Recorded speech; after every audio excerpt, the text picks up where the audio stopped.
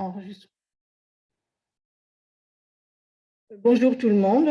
Je suis Marie-Josée Lefebvre de la SFPT et aujourd'hui, nous allons lancer la deuxième visioconférence de la SFPT avec Yanis Marchand, qui est un doctorant de l'IGN, qui se présentera tout à l'heure. Alors, pour commencer, je vais vous présenter juste une planche, deux planches, en fait, très rapidement, sur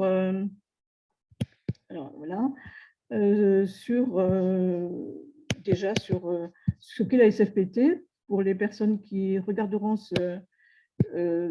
cette visioconférence et qui en font pas partie, et ce que SFPT est aussi ce que nous faisons à travers les visioconférences.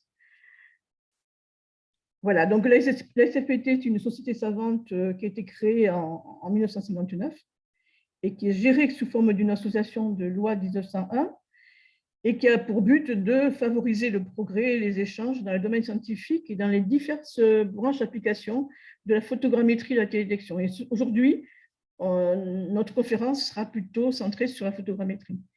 Voilà. Nos moyens d'action, les moyens d'action de la SFPT, c'est principalement la revue scientifique de la RFPT, et c'est une revue à comité de lecture, différents groupes thématiques, dont le groupe Hyperspectral, le groupe Archéologie, le groupe Afrique, la publication d'une newsletter tous les 2 mois environ, et l'organisation de colloques et de journées scientifiques. Donc vous avez deux sites internet, un site internet sur la SFPT et un plus particulier sur la RFPT, qui est un site où l'on peut déposer des articles et lancer donc tout ce qui concerne la relecture.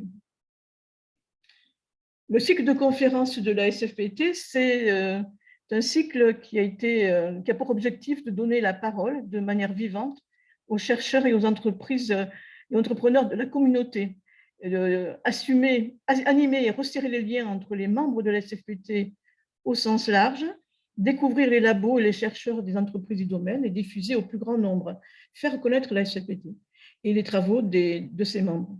Donc, c'est une décision qui a été prise lors d'une assemblée générale de 2021 et le programme a été confirmé en 2022. Voilà, donc on crée donc ce cycle de visioconférence à peu près tous les 2 mois. Ce sont des travaux qui sont publiés, mais aussi, ce n'est pas uniquement des travaux de recherche, ça peut être aussi des présentations faites par des entreprises partenaires. Voilà, donc l'événement, il est limité à 1 heure sur Zoom.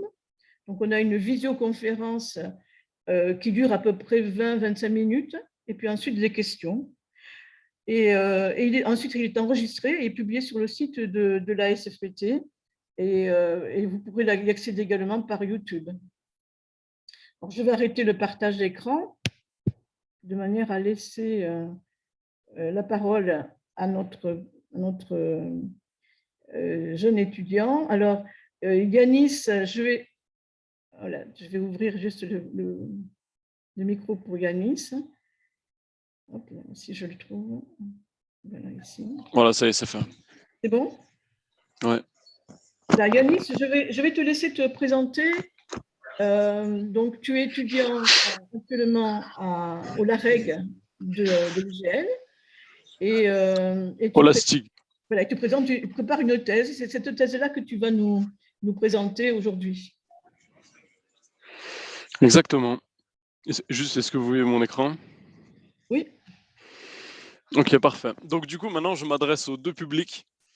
Alors, c'est un peu bizarre parce que j'ai le casque en même temps. Donc, tout d'abord, je voulais remercier donc, la SFPT pour m'avoir donné l'opportunité de présenter mes travaux. Je suis en fin de thèse. Donc, c'est un bon moment pour moi de faire un peu le résumé de ce que j'ai fait pour l'instant. Donc, merci à Marie-Dominique, merci à Michael et merci à Clément qui nous a mis en contact. Merci Clément d'avoir pensé à moi. C'est toi qui avais l'opportunité de choisir quelqu'un pour présenter, donc merci. J'espère que tout le monde m'entend bien. Toute ma vie à l'école, c'était un peu... les profs me reprochaient d'avoir une grosse voix, c'était un peu compliqué. Aujourd'hui, je vais essayer d'en faire un atout pour présenter à tout le monde.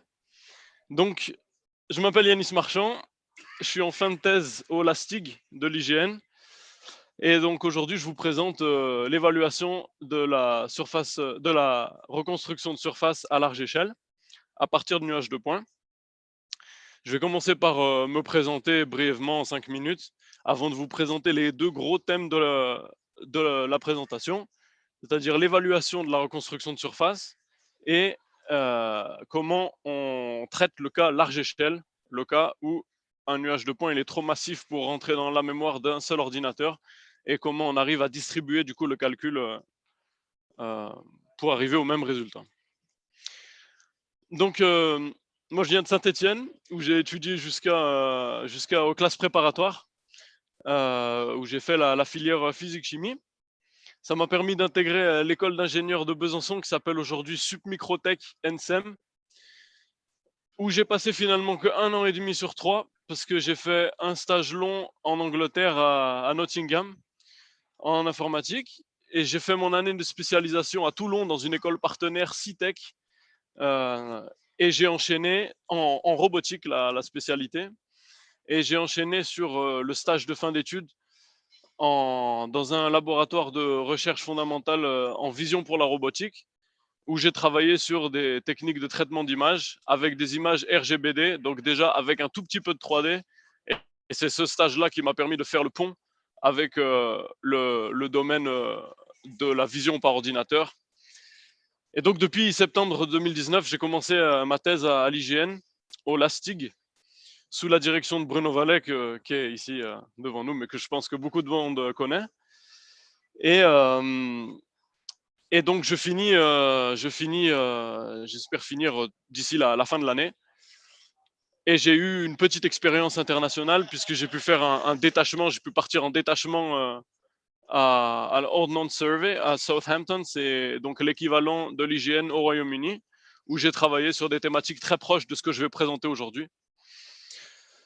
Donc voilà pour moi. On va commencer par le premier thème que j'aimerais présenter, celui par lequel j'ai commencé la thèse, qui est l'évaluation de la reconstruction de surface. Alors, pour l'évaluation, je vais déjà présenter qu'est-ce que c'est la reconstruction de surface. Juste une planche pour que tout le monde soit bien à jour du problème qu'on essaye de traiter. Le but, c'est de partir un calcul de discret vers continu. On part d'un modèle discret. On a des points, de l'information ponctuelle où on sait que un environnement, il y avait des bouts de matière d'un environnement ou d'un objet. On essaye de retrouver la surface continue de cet objet ou de cet environnement. La finalité en 2D, donc, c'est créer la ligne qui représente la surface qui a été scannée, pour laquelle on a des informations ponctuelles. Et en 3D, c'est pareil, sauf que la surface, elle est faite souvent de petits triangles, c'est ce qu'on appelle un maillage. Et on part évidemment d'un nuage de points dans un repère 3D. Et donc ça permet de créer des modèles digitaux d'objets, typiquement de pièces mécaniques, ou alors d'environnements ouverts. C'est ce qu'on traite beaucoup plus à l'IGN, des scènes urbaines par exemple, des villes ou même des environnements naturels. Donc, ce que je vais présenter par la suite, c'est comment on évalue cette tâche, c'est-à-dire passer des points au maillage. C'est un problème, il faut comprendre que c'est un problème qu'on dit mal posé. Il n'y a pas une solution possible pour le même jeu de données en entrée. Les solutions, je vous en représente plusieurs, R1, R2, R3, R4. Les solutions possibles, elles peuvent être non équivalentes en termes de géométrie, mais aussi de topologie. On peut avoir une surface faite de plusieurs composantes. La surface de sortie ne passe pas nécessairement par un sous-ensemble des points du nuage de points en entrée. Donc, il y a beaucoup de modèles différents en sortie possibles pour le même jeu de données en entrée. Et il se trouve que c'est un problème qui a été attaqué par plusieurs personnes. Il y a plusieurs approches qui ont été proposées, qui mènent pas toutes au même résultat. Elles font pas toutes les mêmes hypothèses. Et donc, les deux questions qu'on pourrait se poser, c'est quelle est la meilleure surface et est-ce qu'on peut quantifier ça? De combien est-ce que la surface, elle est meilleure qu'une autre? est-ce qu'on peut attribuer une note? Ce qui n'est pas évident puisque la seule vérité, quand on a scanné un objet, c'est l'objet lui-même, c'est l'objet physique. Comme on essaye de reconstruire une surface qui est digitale, travailler entre du réel et du digital, on ne peut pas calculer des métriques directes entre les deux. Donc, il faut s'adapter. Et ce que je présente aujourd'hui, c'est une manière de s'adapter. Comme je le disais, si on veut calculer une note, un score, il faut qu'on ait accès à ce qu'on considère être la vérité, le maillage parfait. Et donc, à supposer qu'on ait ça, voilà ce qu'on pourrait faire. Donc, en alignant les deux modèles, on peut prendre des points sur la surface reconstruite que j'ai mis en bleu. C'est la surface qui est reconstruite par un algorithme à partir du nuage de points. Et on calcule la distance au bout de surface le plus proche sur la surface parfaite, sur la vérité terrain. Et si on fait ça pour un grand nombre de points, on peut arriver à la distance moyenne de la reconstruction vers la vérité, ce qu'on va appeler la précision moyenne. Et puis si on inverse le rôle des deux surfaces, on peut avoir accès à ce qu'on appelle le rappel moyen, par analogie avec le monde de l'apprentissage machine, c'est-à-dire la distance moyenne de la vérité à la surface, à quel point on est exhaustif, à quel point chaque bout de surface de la vérité, on est arrivé à faire passer un bout de surface reconstruit pas loin. Et le problème avec cette approche, c'est que si la vérité terrain, soit on considère la seule chose qu'on a, c'est la donnée réelle, c'est le modèle du terrain. Et donc là, on ne peut pas calculer directement cette métrique parce que ça fait appel à du physique et du virtuel. Donc ça, c'est ce qu'on ne va pas traiter aujourd'hui, mais il se trouve que c'est un projet que je suis en train de mener en ce moment, qui n'est pas publié, donc je ne le présente pas. Et la deuxième possibilité, celle qui est la plus simple, c'est de travailler avec des données synthétiques, c'est-à-dire de considérer qu'un maillage, il est assez bon pour être considéré parfait, et qu'on va essayer de faire en sorte que les algorithmes de reconstruction de surface reviennent à ce modèle-là. Le problème, c'est que ça nécessite de faire tout le pipeline en synthétique. On doit rester dans le domaine du virtuel. Mais donc, c'est ce que je vais présenter aujourd'hui. Et donc, on a utilisé un jeu de données produit par la ville de Strasbourg, qu'on a considéré de très haute qualité, puisqu'il a été créé à partir de la fusion de données de plusieurs modalités, des images, du LIDAR, mais il a aussi été corrigé à la main pour tenir compte des défauts principaux. Donc, on a considéré qu'on pouvait partir de ce jeu de données-là et considérer que ce serait la vérité. C'est déjà un choix, mais le gros problème de partir directement avec un modèle qui aurait été produit par un algorithme uniquement, c'est que les méthodes qu'on aurait évaluées, elles auraient été biaisées.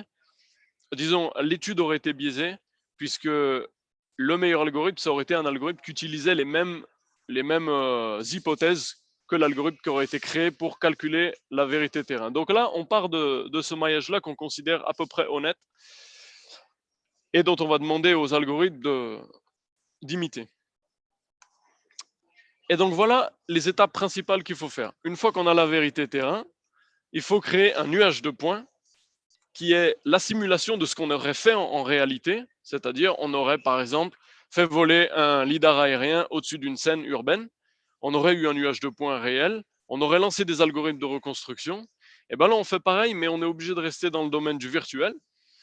Donc j'expliquerai, on a simulé un passage de lidar au-dessus de cette scène. Il faut lancer les algorithmes qu'on veut évaluer, et ensuite il faut calculer les métriques entre ce maillage vérité terrain et le maillage produit par une méthode de reconstruction de surface. Pour la première étape, donc j'ai développé un petit simulateur simple d'un lidar qui simule le passage d'un avion au-dessus d'une scène avec un lidar aérien qui prend des points au-dessus d'une scène avec l'ajout de bruit qui est censé imiter ce qui se fait dans l'industrie. Et voilà le résultat. On obtient donc un nuage de points qui imite ce qu'aurait fait un avion en passant au-dessus de cette scène. Ce nuage de points, c'est celui qu'on donne en entrée de plusieurs algorithmes. Là, je vous montre le maillage vérité-terrain, et voilà ce qu'on obtient en sortie avec plusieurs algorithmes différents. Il y en a un Carafa et Hall, c'est un algorithme qui a été développé à l'IGN par Laurent, qui est juste derrière avec Mathieu. Et deux approches que je ne présente pas, mais qui sont des références de la communauté. Et maintenant, on va essayer de mesurer la différence entre les reconstructions et la vérité terrain, puisque on a tout fait pour que ce soit possible de calculer ces distances-là. Et alors maintenant, voilà. Je vous rappelle, on est parti d'un nuage de points en entrée que moi j'ai simulé. On a une vérité terrain en vert qui est le modèle parfait, et on a une ou deux ou plusieurs reconstructions qui ont été générées à partir de ce nuage de points uniquement. Et je vous ai dit tout à l'heure qu'une méthode bien, c'était d'échantillonner les surfaces reconstruites et de calculer la différence avec la vérité terrain. Mais qu'est-ce qui se passe dans le cas où il y a une grande partie de la scène qui n'a pas été scannée? C'est possible.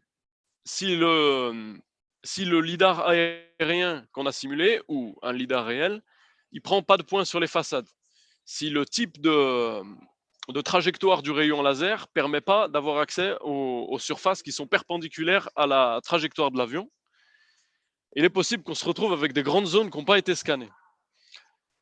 Alors imaginons que, pour une raison X ou Y, l'algorithme 1 ait réussi à retrouver cette forme courbée, et que l'algorithme 2, sans données, il a arrondi la surface au plus court. La question c'est, est-ce qu'on peut en vouloir à l'algorithme 2 d'avoir fait ça? Et est-ce qu'on doit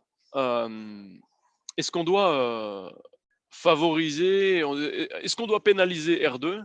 Et est-ce qu'on doit au contraire valoriser l'algorithme 1 pour avoir retrouvé cette forme, alors qu'il n'y avait rien pour le faire?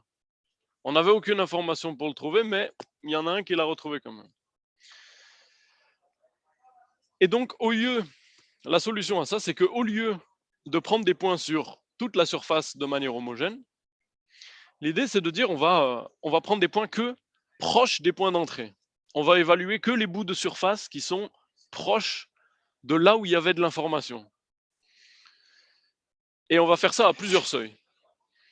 Donc, si on part de ce nuage de points pour lequel il y a une grande partie du maillage qui n'a pas été scanné, on va se fixer un seuil alpha au-delà duquel on n'évaluera pas.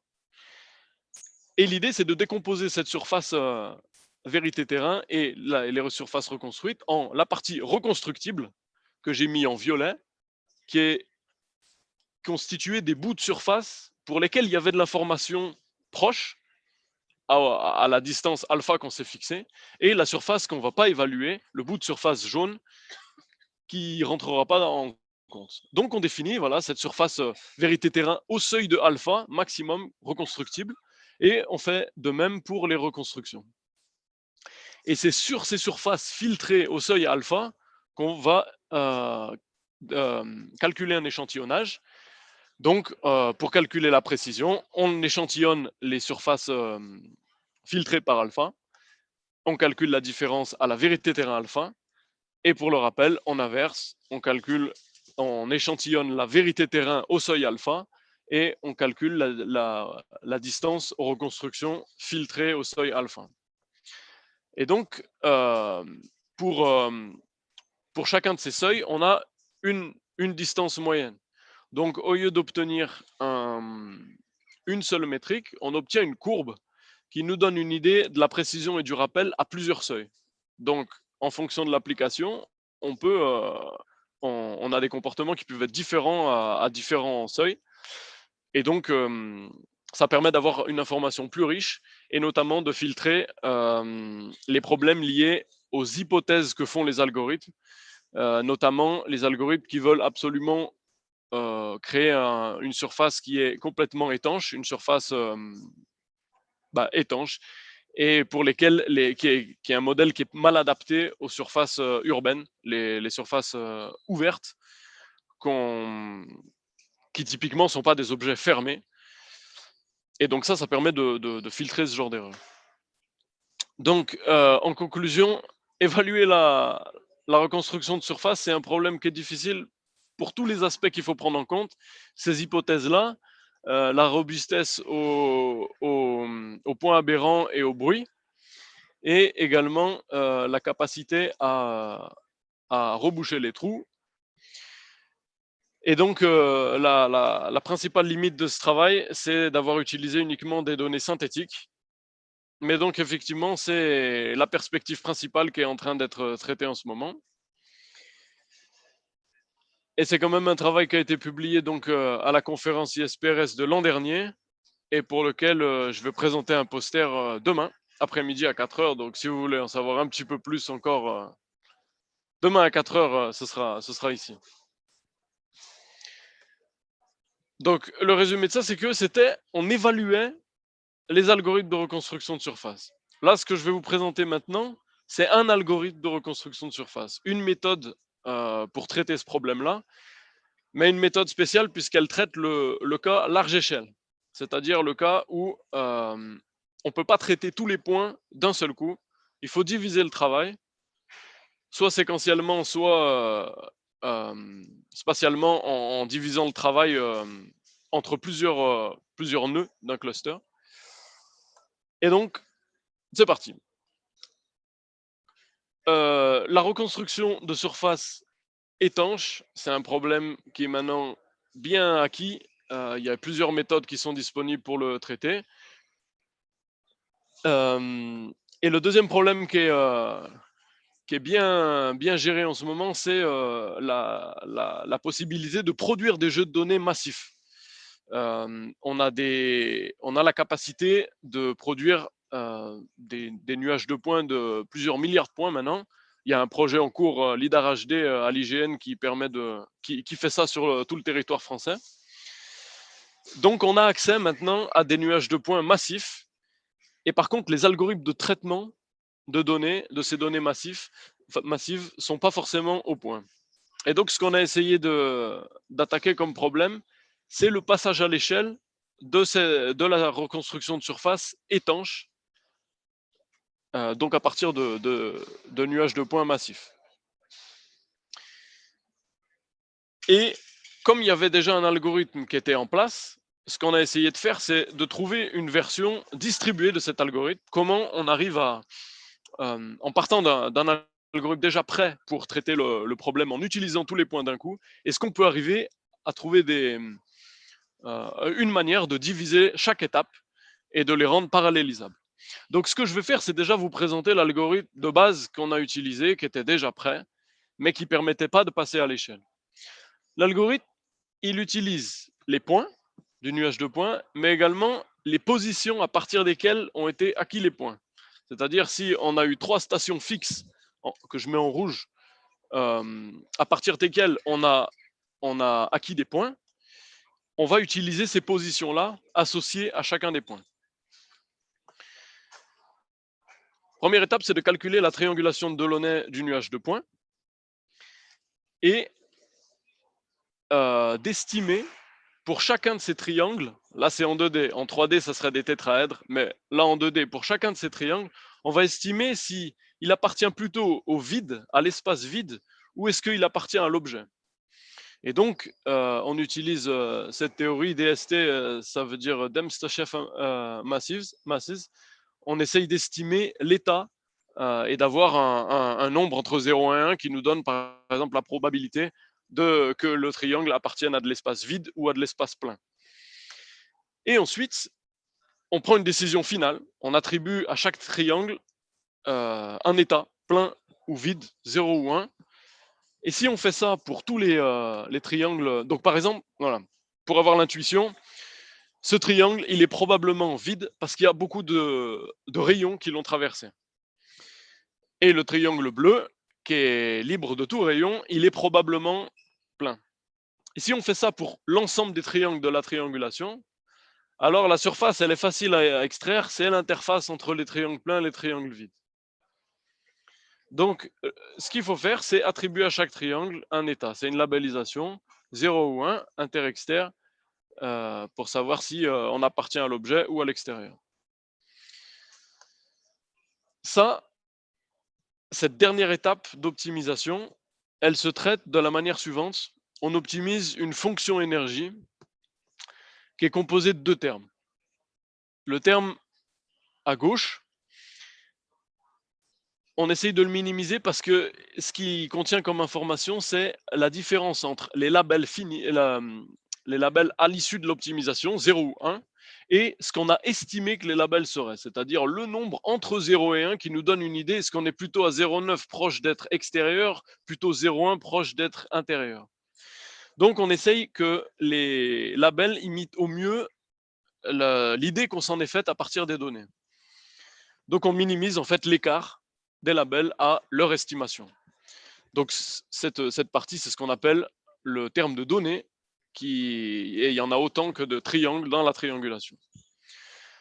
La deuxième partie de la fonction énergie, c'est lié au modèle. On essaye de minimiser le nombre d'interfaces inter-externes. Pour chaque couple de triangles adjacents, on limite le nombre de fois qu'on va passer du vide au plein pour minimiser le nombre de composantes et l'aire de la surface résultante. Donc c'est le terme lié à l'idée qu'on se fait du modèle, que c'est par exemple un bloc. On minimise le nombre de changements entre les triangles pleins et les triangles vides. On homogénéise la surface. Et donc le paramètre alpha ici, il est là c'est un paramètre de l'algorithme qui permet de régler quelle importance on accorde aux données, quelle importance on accorde au modèle. Et ce type d'optimisation, peut-être il y en a qui connaissent, ça se résout par une méthode qu'on appelle graph cut, par coupe de graphes. Donc il faut définir le graphe dual de cette triangulation. Un nœud égale un triangle. Pour chaque triangle, on définit un nœud qui correspond à un label.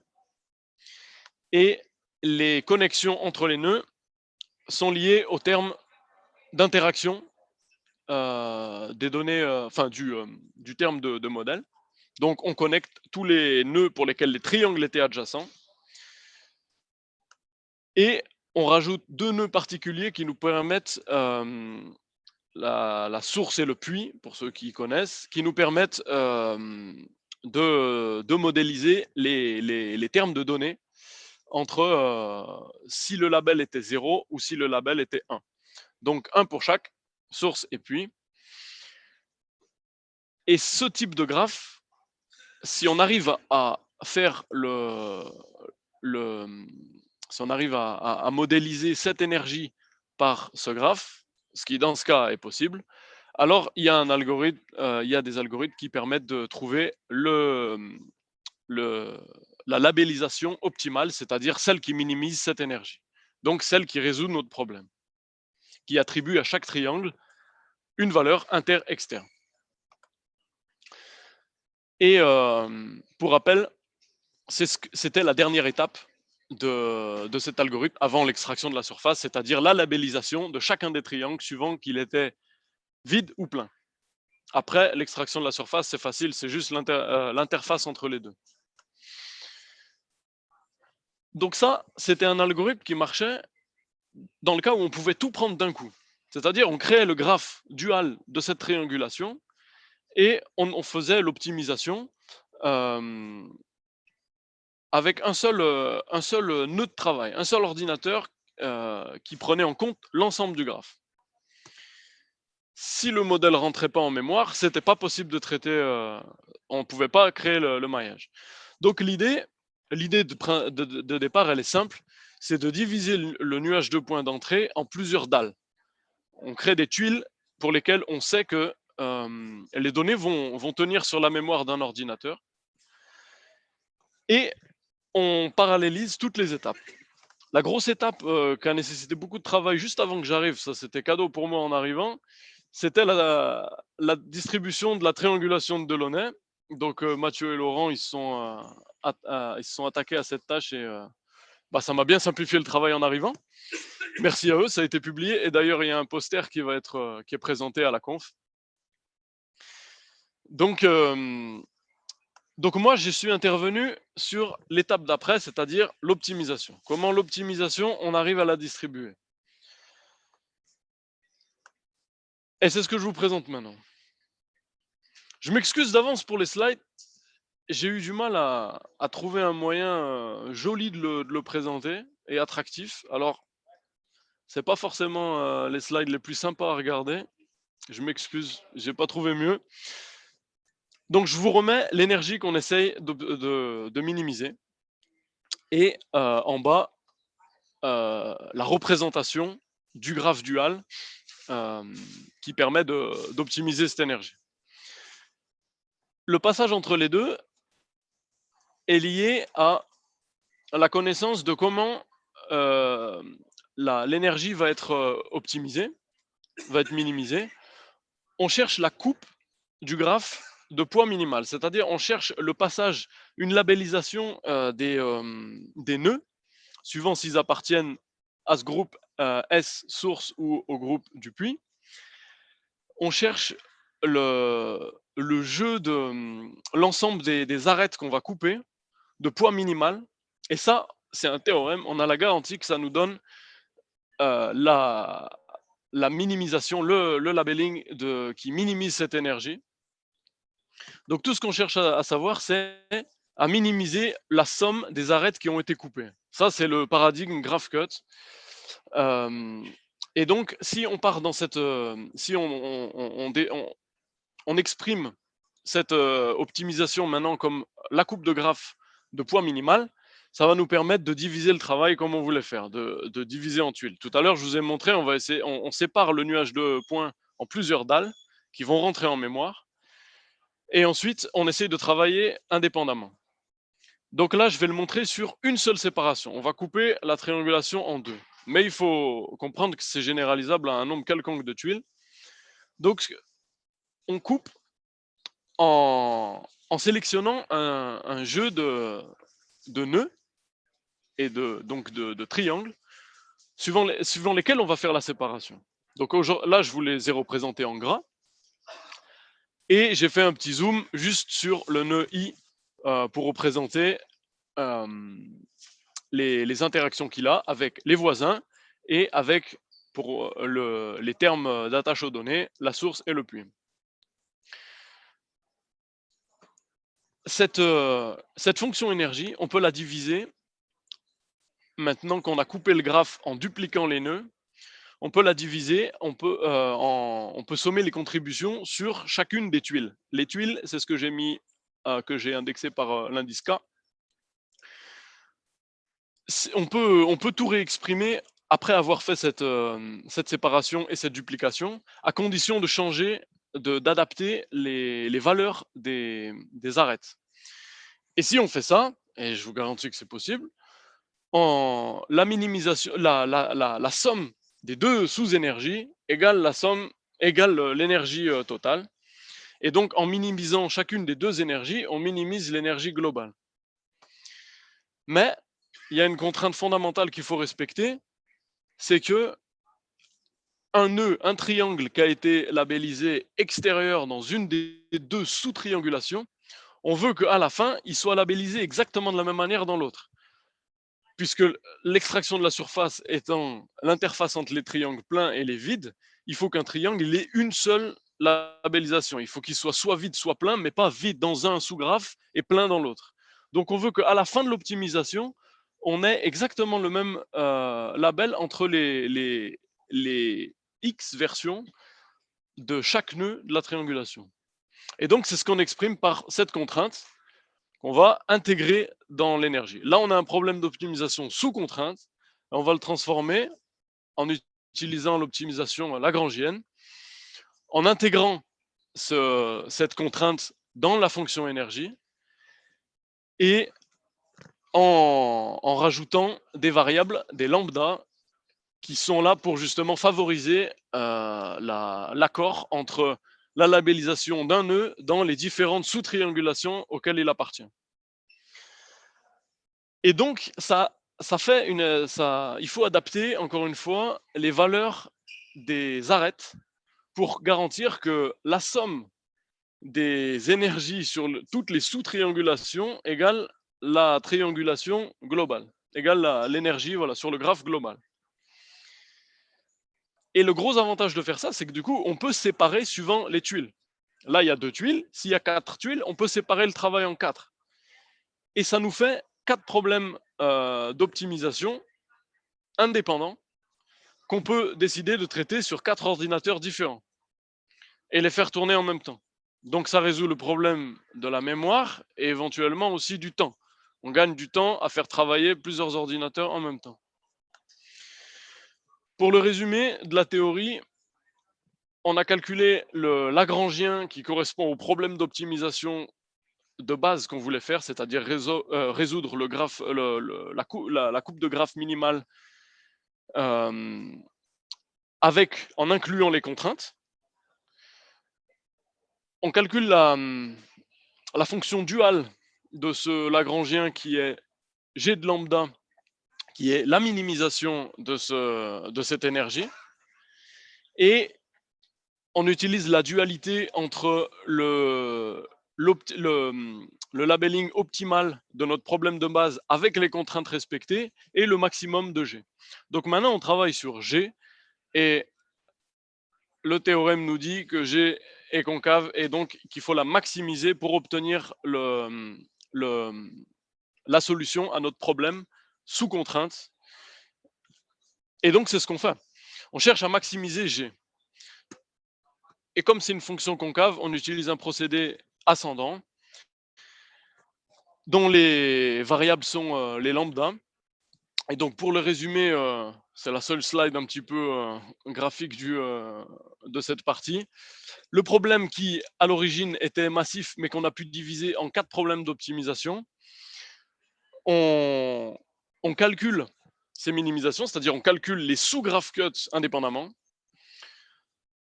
On met à jour les lambdas, donc c'est-à-dire là, c'est une montée de gradient. Donc, on part dans la direction du gradient maximal ascendant entre chaque tuile adjacente. Et on répète le processus, on recalcule les minimisations des sous-graphes indépendamment. Et on répète ce processus n fois jusqu'à, on espère, convergence et accord entre les labels dans toutes les sous-triangulations. Maintenant, c'est presque fini. Hein. Il y a quelque chose qu'on voudrait, qui serait intéressant, c'est que le fait qu'on a travaillé à diviser le travail en plusieurs nœuds, c'était pour gagner du temps et permettre qu'un modèle qui ne tenait pas en mémoire puisse être quand même traité. On veut arriver au même résultat que si on avait les capacités de traiter le modèle d'un coup. À la base, on a un algorithme qui marche bien si on prend toutes les données en compte d'un coup. On voudrait que la version distribuée de cet algorithme, elle arrive au même résultat que la version sur un seul nœud de travail. Donc, on a essayé de vérifier ça en calculant le ratio entre l'énergie de la fonction à différentes itérations du processus que je vous ai présenté, le ratio entre cette énergie, l'énergie de la fonction de la surface créée par l'algorithme distribué et celle par l'algorithme qui traite tout le modèle d'un coup. Et donc à différentes itérations pour différents paramètres de cet algorithme distribué. Ce qu'il faut retenir, c'est que dans tous les cas, même avec plusieurs valeurs de 2 paramètres différents qui étaient la longueur initiale du déplacement du Lagrangien, c'est-à-dire de la variable d'ajustement quand on maximise la fonction duale, et la profondeur de l'octrine sur lequel on s'est basé pour diviser le modèle en tuiles. On arrive à un ratio de 1 dans tous les cas. Donc ça veut dire qu'on a une bonne correspondance entre la surface distribuée et la surface traitée d'un coup. Et le deuxième point qu'on essayait de résoudre, c'est évidemment le temps de calcul. Et est-ce qu'en doublant le nombre de nœuds sur lesquels on travaille, on divise par 2 le temps d'exécution? C'est pas exactement le cas. On arrive quand même à une valeur minimale à 0,6 dans le pire cas. Mais donc, on a quand même réussi à gagner beaucoup de temps en ajoutant de la puissance de calcul. Ça, c'est une slide qui fait plaisir, hein. Normalement, après les 40 slides que j'ai envoyés avec des équations, là, on est content de voir ça. C'est le dernier résultat qu'on a sorti sur donc 350 millions de points qui venait de la fusion de lidar aérien et terrestre. Donc, j'espère que vous pouvez apprécier la qualité des zooms qu'on vous a fait sur les zones, évidemment, où ça avait marché. On vous a caché là où l'algorithme s'était complètement planté. Et donc, ça a pris 17 heures en divisant sur 10 000 tuiles sur une scène de Toulouse. Donc, en conclusion, c'est un pipeline qui permet de maîtriser le temps de calcul et la mémoire. Il suffit d'ajouter des nœuds pour diviser, pour réduire le temps ou alors réduire l'empreinte mémoire de chaque nœud. Et c'est un processus qui maintenant, du coup, est complètement distribué du début à la fin, avec la triangulation de Delaunay qui était le gros point bloquant avant l'optimisation. Donc maintenant, chaque étape de ce pipeline a été distribuée.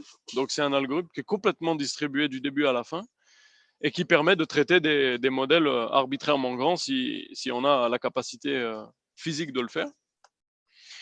Et surtout, ça permet de garder la propriété d'étanchéité du modèle et la bonne correspondance entre la surface qui a été produite par l'algorithme distribué et à supposer que c'était possible par l'algorithme qui traite tout le modèle d'un coup. Et ça a également été publié en 2021 à la conférence 3DV qui devait avoir lieu à Londres mais qui a été présentée donc en distanciel. Et j'en ai fini. Je ne sais pas si j'ai respecté le timing, mais en tout cas, merci de votre attention. Et si vous avez des questions. Bravo d'abord, Yanis, bravo. Bravo. Est-ce que tu peux enlever les planches de l'écran Ouais. pour qu'on puisse un petit peu échanger? Bravo pour la clarté. Tu as dépassé un petit peu ton temps, mais c'est pas très grave parce que vraiment c'est un sujet qui est extrêmement aride hein, pour tout le monde. Hein. Enfin, en tout cas pour ceux qui ne sont pas spécialistes. Et je trouve que tu as fait un gros effort pour le montrer, pour l'illustrer de manière assez didactique. Alors voilà ce que je vous propose maintenant. On va passer aux questions. Je pense que ce serait peut-être. Je veux savoir d'abord s'il y a des questions dans le groupe qui est sur Zoom. Hein. Alors, si vous avez des questions, vous pouvez lever la main. Alors, c'est dans l'écran du bas. Je ne sais pas si vous avez l'habitude de Zoom. Vous levez la main de manière virtuelle. Et si vous n'y arrivez pas, on le fera autrement. Voilà. Alors, voilà, il y a François. Alors, je vais te demander de réactiver le micro. Tu peux le réactiver toi-même. Oui, alors vous devez normalement me voir en contre-jour. Donc, je suis désolé pour la qualité de l'image. J'ai un bureau exposé au sud. Yanis, tu m'entends? Oui. Oui, alors ma question, en fait, c'est, bon, si j'ai bien compris, parce qu'effectivement, il y a des moments où ça a été assez compliqué pour moi à suivre, tu as un problème pour découper effectivement un énorme nuage de points et essayer d'en faire des parties que tu peux traiter sur différentes machines. Donc, tu as tout un algorithme qui te permet de découper cet immense nuage de points, mais alors, je n'ai peut-être pas tout saisi, mais à aucun moment, finalement, tu utilises des données géographiques que tu pourrais avoir. Par exemple, là, Des données quoi, pardon? Des données externes géographiques. Par exemple, intuitivement, sur la ville de Toulouse, là, sur ton exemple, on aurait envie de se dire que bah, finalement, on va découper des blocs du nuage de points en utilisant, par exemple, les rues. où on sait que une rue, normalement, ça va nous faire une surface à peu près plane. Alors, est-ce que ça pourrait soit être fait, si manuellement, quelque part, on a envie de découper à cet endroit-là, et est-ce que ça pourrait servir, en fait, comme une donnée entrante dans l'algorithme pour aider à trouver, en fait, des endroits où c'est plus simple de découper une image de point? Ok. Est-ce que tu peux reformuler la question si la salle n'a pas entendu? Il faut essayer du moins. Alors, donc du coup, j'ai une première question. La question, c'est de savoir, quand on traite des scènes urbaines comme je vous ai présenté, la ville de Toulouse, j'ai présenté aucune méthode pour choisir la subdivision. On a dit, j'ai brièvement évoqué un octree et j'ai dit, voilà, on sépare en tuiles et on règle le problème. Et la question, c'était, est-ce qu'on ne peut pas choisir des endroits pertinents pour faire cette subdivision, typiquement dans des rues où la surface, globalement, elle est assez plane. Le problème, il doit être simple à traiter, plutôt que d'aller chercher une division aléatoire qui peut finir dans les fenêtres, où là, ça va être sur des cas un petit peu ambigus et on n'a pas envie que ce soit... ça va probablement poser des problèmes d'accord entre les deux tuiles suivant lesquelles le bout de surface va être séparé. Donc effectivement, c'est une bonne question. Et d'ailleurs, il y a un papier qui traite ce cas précis, qui propose d'optimiser la subdivision en cherchant les zones de faible complexité. Donc c'est effectivement une bonne manière de faire quand on sait que c'est possible. Quand on sait qu'il va y avoir des rues, il va y avoir des zones planes. Et donc en fait, leur subdivision, elle est purement en 2D. Elle se fait en regardant la surface d'en haut, c'est une division suivant les rues. Donc ça marche très très bien dans le cas de zones urbaines. Et donc, à la limite, on s'arrête là. C'est une bonne idée de faire c'est une bonne idée de faire comme ça si on traite des zones urbaines. Le cas qu'on n'arrivera pas à traiter, c'est si on veut reconstruire un objet fermé de type bâtiment, pour lequel on a des données tout autour, qui est un modèle qui peut être complexe à n'importe quel endroit. Et donc, où là, il n'y a pas d'endroit plus facile que d'autres suivant lesquels couper. Donc, effectivement, la méthode, la nôtre, elle est plus générale, mais elle n'utilise pas la facilité offerte par une zone de type urbaine. Merci pour ta réponse. Avec plaisir. Est-ce que du côté Zoom, les participants Zoom, est-ce qu'on peut faire une question comme ça, oui, d'accord. Oui, ça je prends une question d'ici.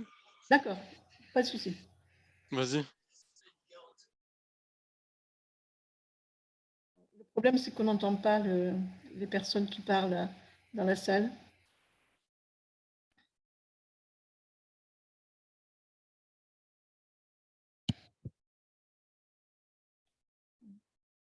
Yannis va essayer de répondre, afin de rappeler la question.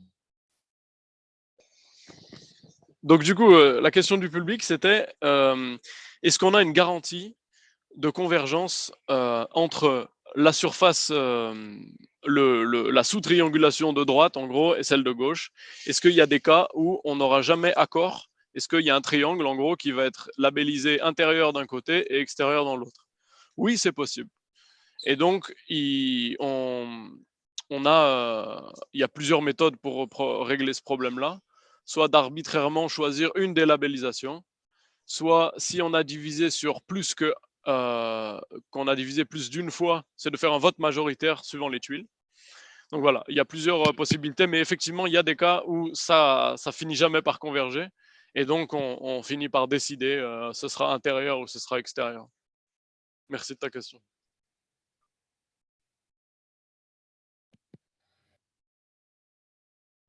Des questions, donc, s'il y a une autre question dans Zoom, le public Zoom ou... Sinon, nous, on en a une ici, mais... Alors, moi, je vais en poser une, mais ce serait vraiment une question de béotienne. Là, tu as parlé à la fin de 18 heures de temps de calcul. Ce que j'ai pas bien compris, c'était après optimisation ou avant?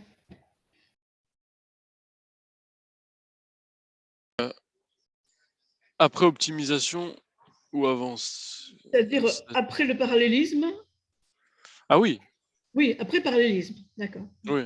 Donc la question sur le temps de calcul, ce que j'ai présenté sur cette slide, c'est l'algorithme distribué sur 10 000 tuiles.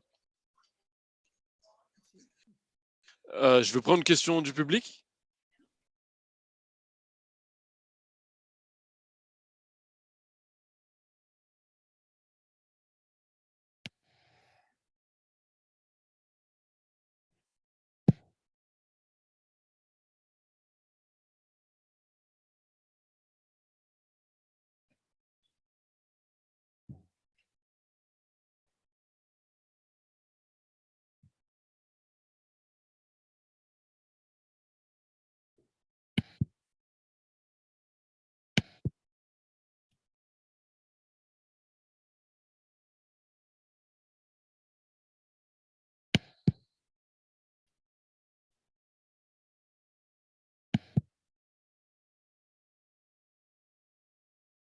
Les questions sont pas très, sont plutôt assez longues.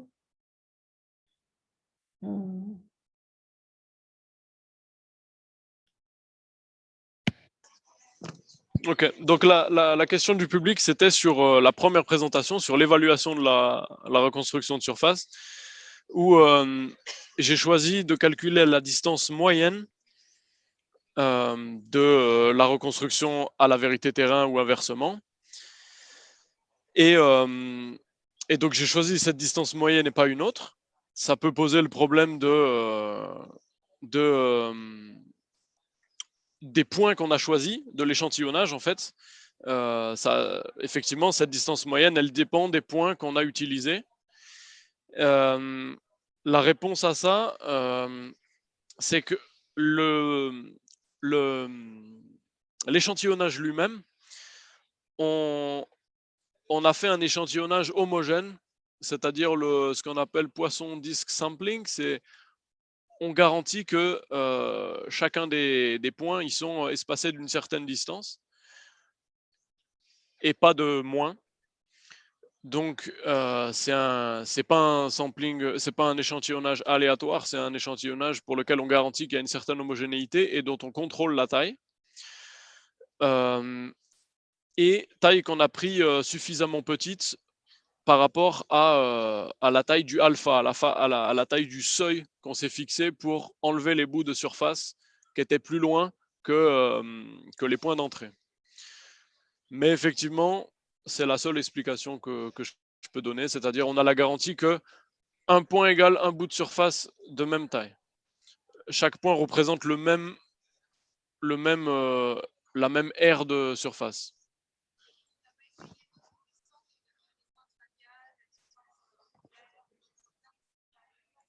Et donc, pour complémenter, non, j'ai pas utilisé d'autres distances radiales pour ce calcul.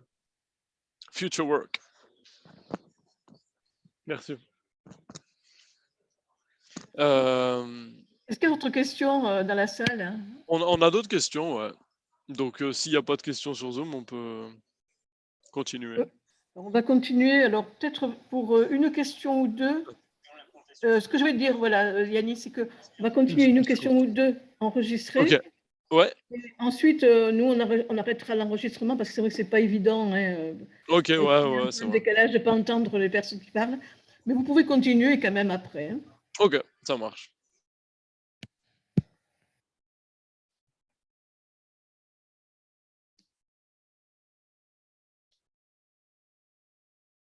Évidemment, dans le public qui est à l'SPRS, il y a pas mal de spécialistes et on comprend qu'ils aient des questions à poser à Yannis. Donc la question, c'était sur l'adaptation qu'on pouvait faire de cet algorithme au domaine du traitement d'image. Et s'il y a une implémentation ou il y aura une implémentation open source. Donc, oui, c'est utile. Et d'ailleurs, en fait, c'est plutôt dans l'autre sens, c'est-à-dire on s'est inspiré du modèle du traitement d'image, où il y a un algorithme semblable qui a été proposé pour l'adapter à notre échelle, qui est donc dans le 3D au lieu du 2D. Donc, effectivement, cet algorithme existe. Et par contre, pour l'instant, on n'a pas donné le code. On n'a pas released the code. Chaque sous-problème, qu'est-ce que vous utilisez pour calculer le GraphCut? Fulkerson, c'est donc l'algorithme. Là, il y a des algorithmes tout faits qui permettent de prendre en compte le graphe et de donner la labellisation optimale. D'accord, c'est pas Voicle 2004 qui est plus pour les images.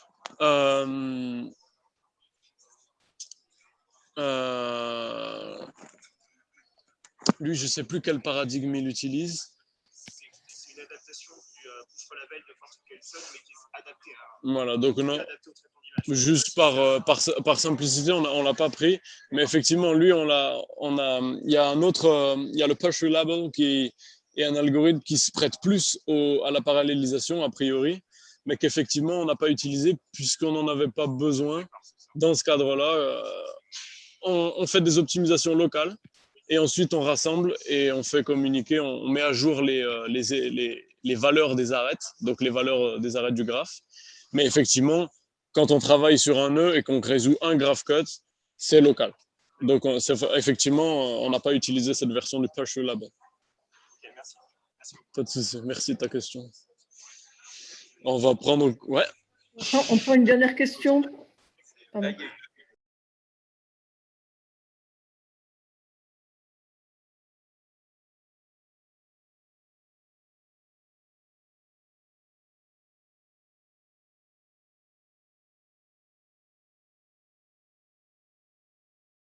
C'est vraiment dommage qu'on ne puisse pas entendre les questions de la salle. Il était prévu un micro, mais ça n'a pas fonctionné.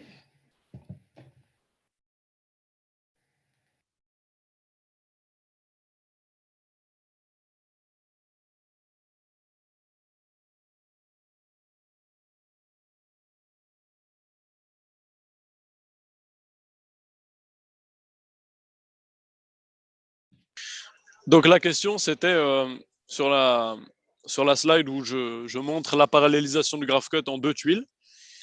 Là, c'était au lieu de prendre une seule zone et de dupliquer les nœuds, est-ce qu'on ne pourrait pas étendre la zone dupliquée, prendre plus de nœuds Et alors, donc déjà, là, c'est juste un schéma pour illustrer ce qu'on fait, mais effectivement, après, les séparations, elles peuvent prendre d'autres formes, mais, et notamment des séparations triples.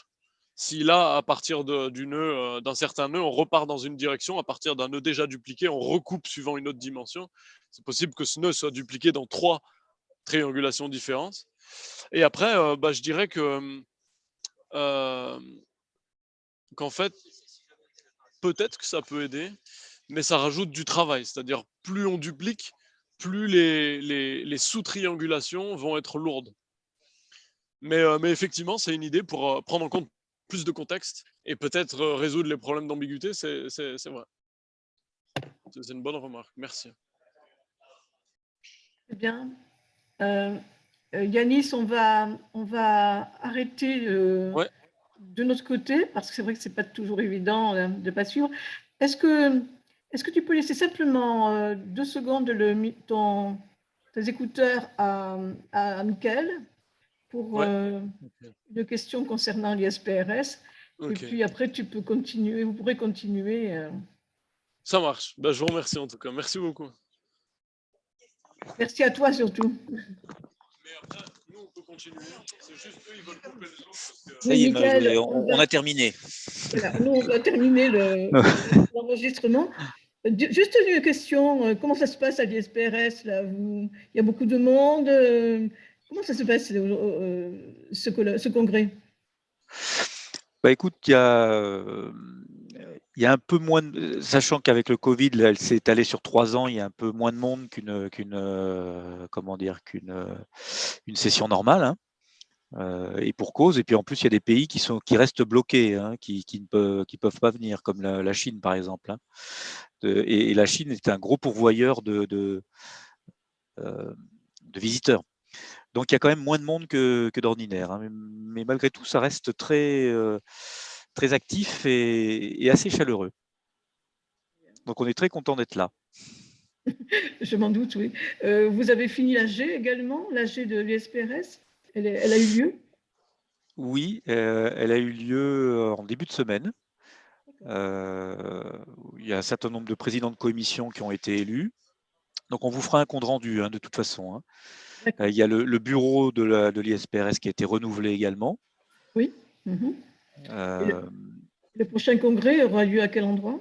et alors, par contre, le vote final pour le prochain congrès, c'est demain. Donc, D'accord. on a le choix entre Toronto, Toronto, Canada, Wuhan en Chine et Daegu en Corée du Sud. Et donc, on verra, on verra qui sera choisi. On a notre préférence, hein, pour nos amis canadiens. Mais voilà, le vote sera connu demain. C'est bien, c'est super. En tout cas, merci pour les efforts pour faire cette conférence comme ça en duplex avec à la fois donc au village français de l'ISPRS et sur Zoom. Écoute, le sujet est quand même assez ardu. Il faut vraiment être spécialiste, hein, pour le suivre. Il y a eu vraiment un gros effort de la part de Yanis Marchand pour le rendre assez facile à comprendre, disons, dans les grandes lignes. Donc voilà, c'est exactement ce qu'on veut faire dans ce genre de visio. Donc moi, j'en suis ravie. En tout cas, merci beaucoup. Merci à toi. Merci à tout le monde d'être présent à la fois sur place et par visioconférence. Et quelqu'un veut ajouter quelque chose peut-être, je ne sais pas. Sinon, en tout cas, je vous souhaite une très bonne journée. Merci. Merci. Merci, au revoir. Merci. Merci Jean. Au revoir. Au revoir à tout le monde. Au revoir. Au revoir. Au